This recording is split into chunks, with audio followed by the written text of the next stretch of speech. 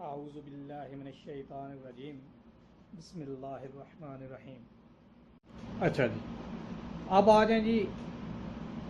जब आपके पास ये सारी चीज़ें रेडी हो जाएं, अब आपका रॉ मटेरियल भी आ गया, आपकी फैक्ट्री भी रेडी हो गई, आपका हॉल भी रेडी हो गया, आपके पास वर्कर भी आ गए। अब आपने काम स्टार्ट कर दिया।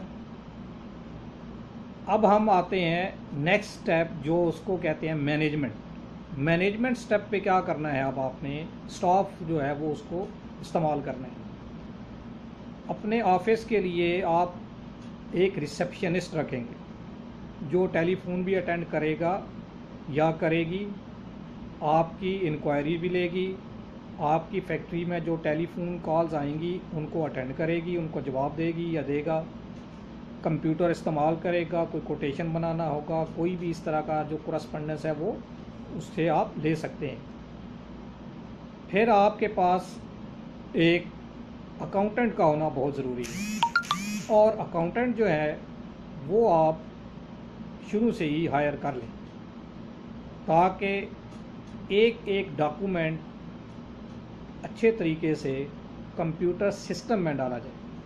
ये जो हमने कंप्यूटर सिस्टम डालना है वो अकाउंटिंग पूरा पैकेज होता है जो कि अकाउंटेंट को पता होता है, या आप खुद जो है एक फुल पैकेज ले लें जिसमें फाइनेंस अकाउंट्स भी शामिल होते हैं, उसमें परचेजिंग, उसमें सब फुल पैकेज होता है। वेयर हाउस के आइटम वगैरह सारे उसमें इन्वेंट्री के लिए वो कर सकते हैं।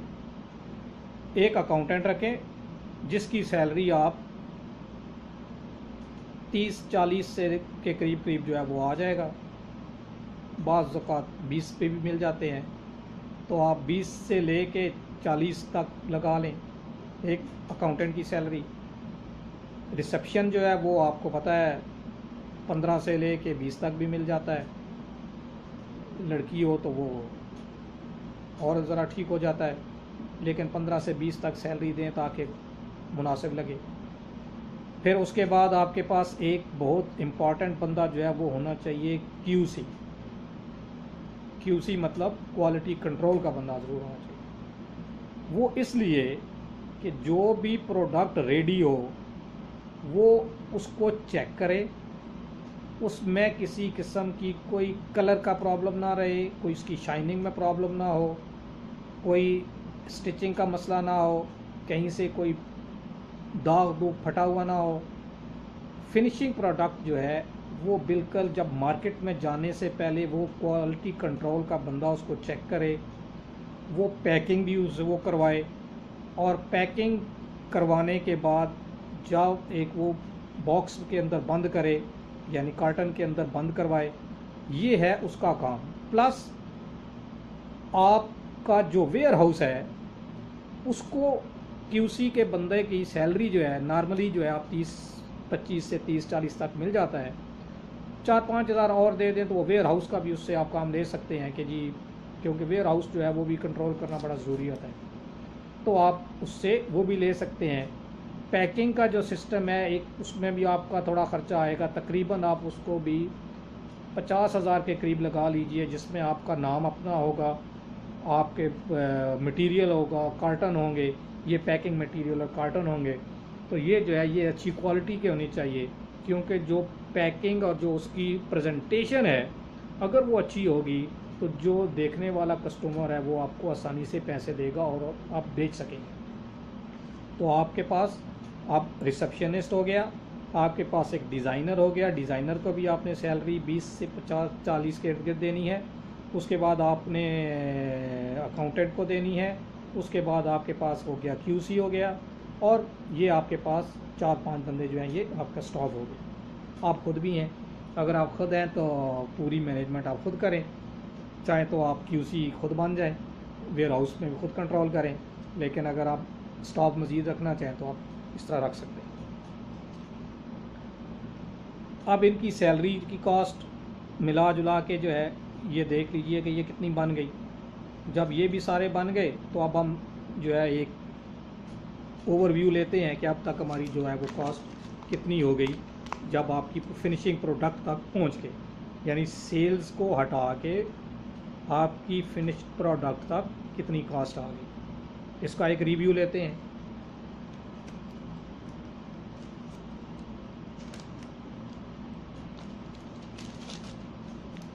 अच्छा जी, रेंट जो है हमने लगाया था 1 लाख रुपए, जो कि 5 महीने का था।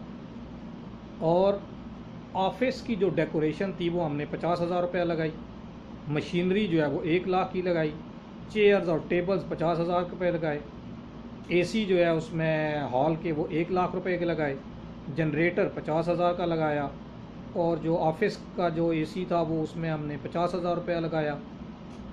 और उसके बाद जो क्लॉथ और जो एक्सेसरीज़ हैं, जिसमें बटन है, बुकरम है, धागे हैं, ये सारी चीज़ें मिला जुला के वो 50,000 रुपये के लगा दिए। फिर हमने क्या किया कि पैकिंग मटेरियल का उसमें भी 50,000 रुपया लगा दिया। और एक चीज़ और, जो ट्रांसपोर्टेशन है वो भी आपने 50,000 रुपये लगाए। ट्रांसपोर्टेशन का मतलब क्या है कि आपकी जो चीज़ें रेडी हो जाएंगी तो आपने मार्केट तक भी भेजनी है। तो ये सारी जब आप कैलकुलेशन करेंगे तो ये तकरीबन 11 लाख से 12 लाख रुपए जो है ये बन रहे हैं। 11 से 12 लाख रुपए में ये आपकी जो है फिनिशिंग प्रोडक्ट तक आप पहुंच गए। अब जब आपके पास ये यहाँ तक पहुंच गए हैं, मेरी अपनी ज़ाती जो सजेशन है, जो एडवाइस है, 5 लाख रुपया कम से कम आपके पास कैश इन हैंड होना चाहिए। कम से कम, ज़्यादा हो तो बहुत अच्छी बात है। मिनिमम जो है 5 लाख रुपए आपके पास कैश इन हैंड होना चाहिए। जब आपके पास कैश इन हैंड होगा तो आप आसानी के साथ थोड़े बहुत खर्चे करने के लिए रेडी होंगे और सैलरीज देने की पोजीशन में भी होंगे, और लोगों को उम्मीद होगी या यकीन होगा और आपको यकीन होगा कि मुझे पैसे की कोई प्रॉब्लम नहीं होगी। तो ये कैश इन हैंड होना 5 लाख का बहुत ज़रूरी है। अब आ जाते हैं हम अपने नेक्स्ट पार्ट की तरफ। नेक्स्ट पार्ट आता है सेल्स मैनेजमेंट।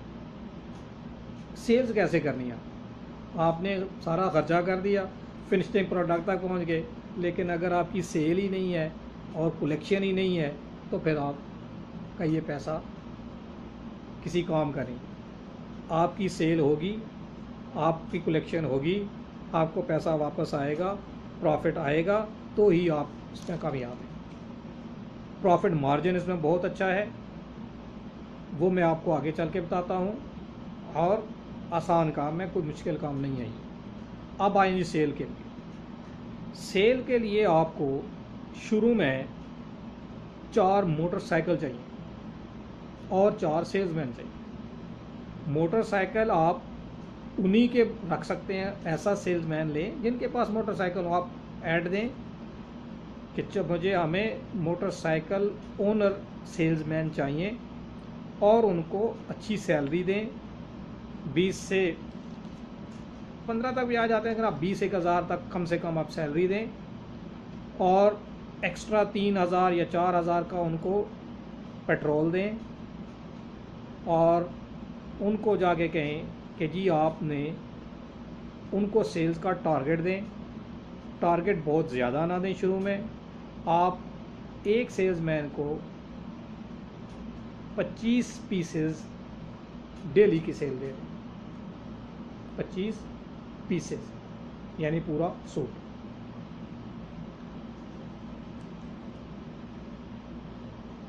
अब आप कहेंगे कि 25 बहुत कम है। अगर आप 25 भी उनको देते हैं, 4 आपके पास हैं,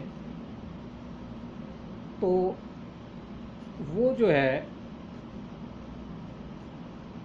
वो आपके पास, अच्छा जी, अब ये है कि अब आप इस पे थोड़ा ये करें कि अगर आप एक मोटरसाइकिल वाले को 17 से लेके 20,000 या का देते हैं या 22,000 तक देते हैं, तो 3,000 उसको पेट्रोल वगैरह दे दिया, तो ये 25,000 में आपको जो है पड़ गया बंदा। तो 25,000 मल्टीप्लाई बाई 4 सेल्समैन, तो ये आपका 1 लाख का ये आपकी सैलरी हो गई, मंथली हो गई। और उसके बाद आप डीज़ल और इलेक्ट्रिक बिल और ये जो है ये मिलाएं तो 50,000 रुपये का ये कर लीजिए। और ये जो है ये अगर आप मंथली रेंट लगाएं तो 20,000 का हो गया। तो ये तकरीबन आपकी मंथली जो कॉस्ट है ये 2 लाख से 3 लाख तक आपकी ये बन जाती है। अब आपकी जो रेवेन्यू है वो कैसे जनरेट होगी, ये ही आपका मेन चीज़ है। आप लगाएं कि आपके पास 10 बंदे हैं और वो 10 जो है पीस जो है वो आपकी मैन्युफैक्चर कर रहे हैं, बना रहे हैं, तो 100 पीस हो गए। 100 पीस जो है वो एक मशीन आपको जो है वो 10 बंदे 10 पीस सीते हैं, एक मशीन या 10 है तो वो 100 पीस बन गए। 100 पीस जो है अगर आप एक शर्ट की पे ऊपर भी या पैंट के ऊपर भी 50 रुपये आप कमाते हैं, एक पीस के ऊपर 50 रुपये भी मुनाफा कमाते हैं, तो 100 को आप मल्टीप्लाई 50 से करेंगे तो ये 5,000 रुपया जो है ये आपकी एक बंदे से आपकी वो प्रॉफिट आ गया। आपने करना क्या है कि जो आपकी 2 लाख की ये कॉस्ट बनी थी, जिसमें ऑफिस रेंट माहाना 20,000 है, डीजल पेट्रोल और बिजली का बिल आपका 50,000 है, और सैलरी जो है वो तकरीबन 1.5 लाख है, तो 2 लाख हो गया। अगर 2 लाख खर्चा है तो 3,000 पीस चूँकि आपके बन रहे हैं तो 3,000 के ऊपर डिवाइड कर देंगे तो ये बन जाएगा आपका कोई अगर आप 100 पीस ज़्यादा बन रहे हैं और 4 हैं तो आपने 25 पीस के हिसाब से वो आपने 25 पीस पर डे के हिसाब से आपने उसको देना है, सेल के लिए देना है। अब आप ये जो बन रहा है एडमिनिस्ट्रेशन कास्ट हो गई, उसमें आपके बाद मशीनरी कास्ट हो गई, कपड़े का ख़र्चा हो गया, ये सारा कुछ निकाल के अपनी कॉस्ट के ऊपर डाल के तो 50 रुपया फ़ी पीस आपने उसको प्रॉफिट में रखना है। मैं मिसाल दे रहा हूँ कि अगर कम से कम 50 रुपये भी रखते हैं तो ये आपका डेली का जो एक सेल्समैन है वो 25 पीस जो है वो सेल करता है, 30 डेज़ उसके पास होते हैं, तो ये आप देख लें 25 पीसेस मल्टीप्लाइड बाय 30 डेज़ जब करेंगे तो ये आपके पास जो है ये तकरीबन वो बन जाएगा 3,000 के जो पीसेस जो है वो आपके पास कितना बन जाता है। अब आप कहते हैं कि जी ये और ये प्रॉफिट जो है इसमें ये 50 रुपये तो मैं आपको मिनिमम बता रहा हूँ। लोग इस बिज़नेस में, ये ऐसा बिज़नेस है, कपड़ा कोई भी हो, जब आप मार्केट में बेचने जाते हैं जो दुकानदार है उसको तो पता चल ही जाता है, लेकिन जो आगे कंज्यूमर है उसको पता नहीं होता ज़्यादा था। तो जो 2,000 का पीस है कई 10-10 हज़ार में भी बेच रहे हैं, इतना इसका मुनाफा है। लेकिन आप एक मुनासिब, क्योंकि आप तो वो मैन्युफैक्चरर हो जाएंगे तो आप एक मुनासिब प्रॉफिट रखें और आगे मार्केट में पेश कर दें तो आपका बिज़नेस जो है ये रन करेगा। 50 भी अगर आप रखते हैं पर पीस तो आपका 1.5 लाख का महीने का जो है वो एक बंदे का प्रॉफिट देता है। अगर आप यानी मिसाल के तौर पे 50 बेचते हैं और 3,000 पीस बेचते हैं तो 3,000 मल्टीप्लाइड बाई 50 भी 1.5 लाख आपका सीधा साधा मुनाफा होगा। लिहाजा ये कॉस्ट सब निकालने के बाद, ये सब कॉस्ट निकालने के बाद की बता रहा हूँ। लिहाजा आप 100 रुपया भी रख सकते हैं। मसलन आपकी शर्ट अगर रेडी होती है 600 में तो आप 700 में बिल्कुल आराम से बेच सकते हैं। वो जो 700 का आपसे लेगा वो आगे उसको 1500 में भी बेचते हैं। लिहाजा ये एक बहुत ही प्रॉफिटेबल और बहुत ही अच्छा बिज़नेस है। जो कोई भी इसको स्टार्ट करेगा उसके पास मैंने आपको बता दिया कि 15 से 20 लाख का होना ज़रूरी है। 15 से 20 लाख में ये बिज़नेस स्टार्ट हो जाएगा। अब क्या होता है कि आप इस पे तो नहीं रहते कि ये दिन ब दिन आपका दिल करता है कि इसको बढ़ाया जाए। कैसे बढ़ाया जाए इस बिज़नेस को? इसके भी 2 तरीके हैं। एक तरीका तो ये है कि आप एक और फैक्ट्री साथ में लगा लें, मशीनें बढ़ा दें, लेकिन उसमें आपकी कास्ट बढ़ जाएगी, रेंट भी बढ़ जाएगा, स्टाफ भी बढ़ेगा, मशीनों की कास्ट भी बढ़ेगी। तो आप क्या करें, आप उसको शिफ्ट में तब्दील कर दें। जब आपकी डे की शिफ्ट ख़त्म होती है एक नाइट की शिफ्ट लगा दें। अब जब आप नाइट की शिफ्ट लगाएंगे तो आपकी जो इनकम है, जो कॉस्ट है वो कम रहेगी। क्यों कम रहेगी? रेंट भी आपने वही देना है, जो आपने बंदे रखे हुए हैं जो उनमें भी ज़्यादा ज़रूरत नहीं है करने की, एसी लगाने की ज़रूरत नहीं है, वही जो सेटअप है उसी में आप शिफ्ट डबल कर दीजिए। डबल शिफ्ट करने से आपकी जो प्रोडक्शन है वो बढ़ जाएगी, लेकिन जो कॉस्ट है वो ज़्यादा नहीं बढ़ेगी। तो अब आपका प्रॉफिट मार्जिन मज़ीद बढ़ जाएगा। ये हो गया तरीका, आप यहाँ तक पहुँच गए। फिर जब आपकी शिफ्ट भी इतनी बढ़ जाए, फिर आप चाहें तो उसको ट्रिपल शिफ्ट में कर सकते हैं, मुनासिब, ज़्यादा नहीं, क्योंकि 8 आवर्स शिफ्ट मल्टीप्लाइड बाई 3, तो 3 शिफ्टें कर सकते हैं। नहीं तो आप एक और फैक्ट्री जो है वो लगा सकते हैं। फिर चूँकि मशीनरी दिन ब दिन एडवांस होती जाती है, तो चाहें तो आप इन मशीनों से कंप्यूटराइज मशीनों की तरफ जा सकते हैं। जितना ज़्यादा आप पैसा लगाएंगे उतनी बड़ी आप फैक्ट्री कर सकते हैं, और ये आप कर सकते हैं। सेल्स में आपने टारगेट देना है, और टारगेट विद कलेक्शन देना है, क्योंकि वो सेल कहलाती ही नहीं है जब तक कि उसकी कलेक्शन ना हो। लिहाजा सेल्समैन को आप सैलरी भी दें, और कलेक्शन करने पर कुछ उसको एक इंसेंटिव भी कमीशन के तौर पे दें। वो खुशी खुशी बेचेंगे भी, और वो लेकर भी आएंगे, पैसे भी आपको कलेक्ट करके देंगे। सेल्स टारगेट जो है आपने 25 पीस पर डे रखा था एक सेल्समैन का, तो जब आपका नाम बढ़ जाएगा, जब आपकी मार्केट में एंटर हो जाएंगे, तो आपके कस्टमर भी बढ़ेंगे और आपकी डिमांड भी बढ़ेगी। तो आपने टारगेट भी बढ़ा देना है। जहाँ वो पहले 25 पीस पर सेल करते थे, अब आपने 30 कर देना है, 35 कर देना है, या सेल्समैन बढ़ा देने हैं, एरिया बढ़ा देना है। ये आप नेक्स्ट करना है। उसके अलावा आपका बिज़नेस इस तरह भी बढ़ेगा कि जब आपका नाम, आपके पास जो मैंने एक बताया था कि 5 lakh minimum cash in hand होना चाहिए, उसका एक फ़ायदा ये भी होगा आपके कि जब आपके सेल्समैन जाते हैं, जब आपका नाम हो जाता है, तो कुछ अरसे बाद आपके पास क्लाइंट आके ऑर्डर देना शुरू कर देते हैं। तो वो जो ऑर्डर देना शुरू करते हैं, तो वो आपको एक फ़िक्स टाइम दे देते हैं कि मिसाल के तौर पे हमें 1 महीने में चाहिए, 1 हफ्ते में चाहिए जी, माल चाहिए।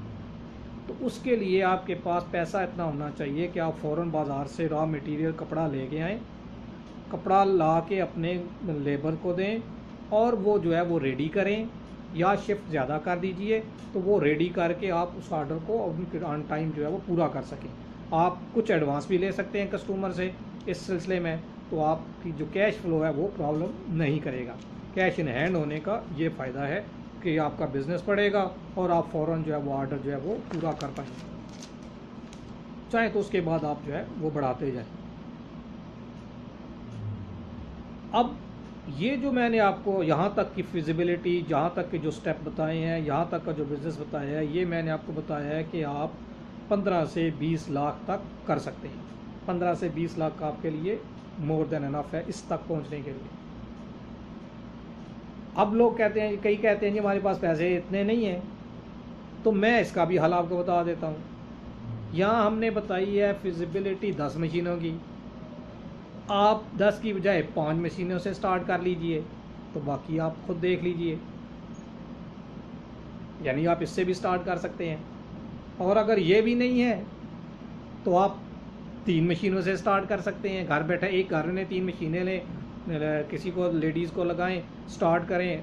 कोई अपने घर की लेडीज़ काम करने वाली हैं उनको साथ लगाएं, नहीं तो बाहर से हायर करें, उससे स्टार्ट कर सकते हैं। ये अब आपके ऊपर है कि आपके पास अगर 15 से 20 लाख रुपया है तो आप एक अच्छा सेटअप 10 मशीनों के साथ, इस स्टॉक के साथ एक अच्छी फैक्ट्री बना सकते हैं, जिसको वेल एस्टेब्लिश कर सकते हैं। इन फ्यूचर आप उसको बड़ा कर सकते हैं। नहीं है तो आप 5 से भी स्टार्ट कर सकते हैं।